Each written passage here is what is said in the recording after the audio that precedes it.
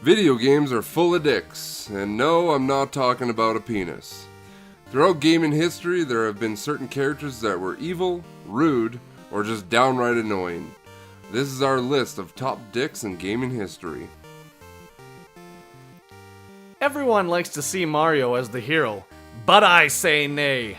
If we look at some of the things he does on a daily basis, it paints a different picture. Here is a guy that constantly abuses Yoshi, one of his best friends.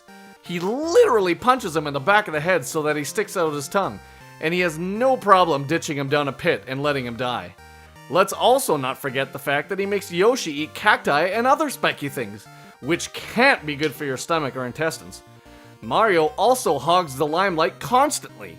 Does he ever let his brother Luigi have his name on one of their games? Not a chance! The only games he lets Luigi have are the crap jobs he doesn't want, like trying to exorcise demons from a haunted mansion. To top it all off, he has no problem committing mass genocide every single day. I can't even count how many turtle and mushroom species he has single-handedly put on the endangered species list. Wake up, sheeple! I think it's time we stop idolizing such a monster. Blue, or Gary as most of us called him, was a massive dick in the original Pokemon games. From the first moment you see him, he tells his gramps he will smell him later. Like, what the F, boy, does Professor Oak look like a dirty old man who don't shower? Throughout the game, he pesters you, throws quips at you, and even when you smash his dumbass Pokemon faces into the dirt, he just sloughs it off as if you got lucky or something. When I played this game as a kid, I always named him Dick Fart, because there's nothing more humiliating than having your name as Dick Fart. Take that, Gary, you little piece of feces. Sure, it may not seem like a big shocker to see a bad guy on this list, but let's take a look at the cold hard facts here.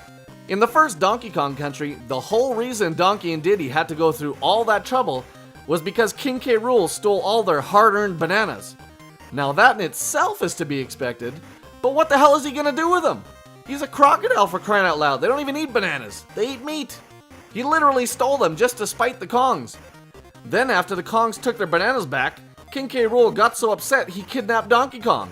How childish can you be? You don't even want the bananas in the first place, but to go so far as kidnapping? Well, that's on another level.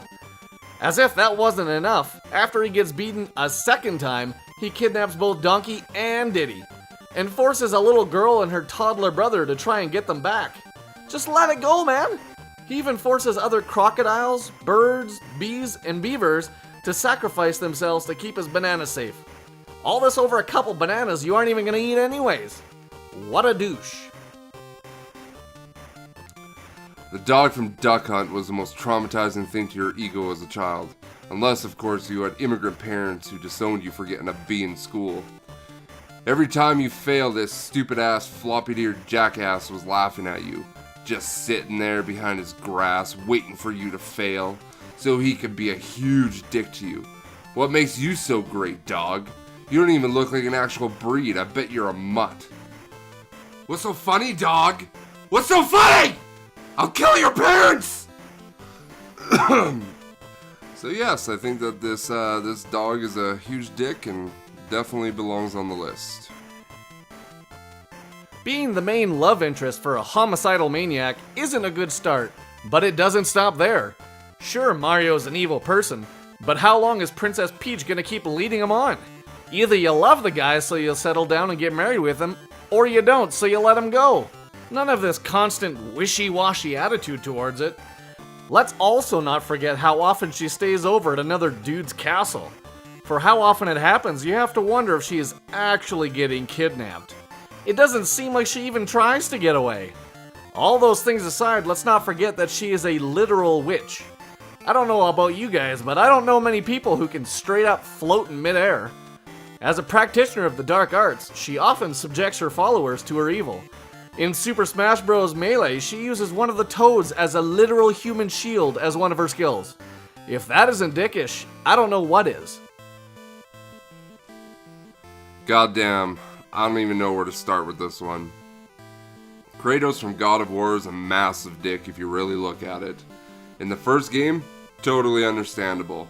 A god screwed him over and he spends his entire time trying to kill an unkillable deity, thus landing him as the new God of War. But then he just takes it way too far. He uses his newfound power to take over Greece in favoring Sparta, which is exactly why Kratos hated Ares. The other gods get upset about this, have an executive meeting, and decide to kick him out. Rightfully so. Instead of taking the heed and advice of his fellow gods, he sets out on a quest to kill every single one of them, while also sacrificing countless lives, and throws the entire realm of Olympus into a realm of shadow and chaos. He literally destroyed everything because of his ego. He's not just a dick, he's a murderous dick. Let us know if you agree or not with our list of dicks in video games in the comments below. If you did enjoy this, feel free to subscribe for more content like this we upload every week. Other than that, we'll see you in the next one.